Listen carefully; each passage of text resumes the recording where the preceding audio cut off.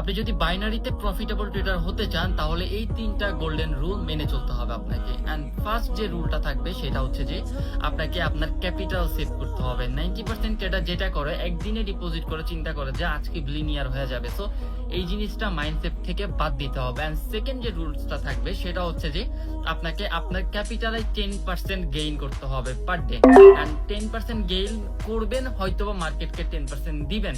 মাসবে মাথায় রাখতে হবে দেওয়া আর নেওয়া ট্রেডিং এর দুইটা কিন্তু রুলস এর মধ্যে আসে, শুধু যে আপনি নিবেন এটা হবে না, দিতেও কিন্তু আপনাকে হবে। এন্ড 3 নাম্বার রুলস যেটা থাকবে খুব ইম্পর্টেন্ট, আপনাকে প্রতিদিন মার্কেটে ঢুকতে হবে। কে জানে কোন দিন আপনি মার্কেট থেকে নিতে পারেন বা টাকা তৈরি করতে পারেন।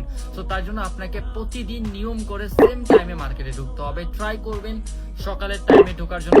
যারা যারা নতুন ট্রেডিং শুরু করতে চান তারা একটা প্রশ্ন অনেক বেশি করেন যে ভাই ট্রেডিং শুরু করতে হলে আমার কি কি দরকার, আমি কি ফোন দিয়ে শুরু করতে পারবো নাকি আমার অনেক বড় কম্পিউটার পারচেস করতে হবে, ডিসপ্লেওয়ালা সামনে থাকবে, ট্রেডিং করবো? বাট না, অ্যাকচুয়ালি টোটালি রং ব্যাপারটা। আপনি আপনার হাতে থাকা ফোনটি দিয়ে ট্রেডিং শুরু করতে পারবেন খুব সহজে, তাও আবার আমাদের সাথে। সো এইটা যদি করতে চান এখন একটা কমেন্ট করবেন, আকাশ ভাই আমি আপনার সাথে ট্রেডিং শুরু করতে চাই।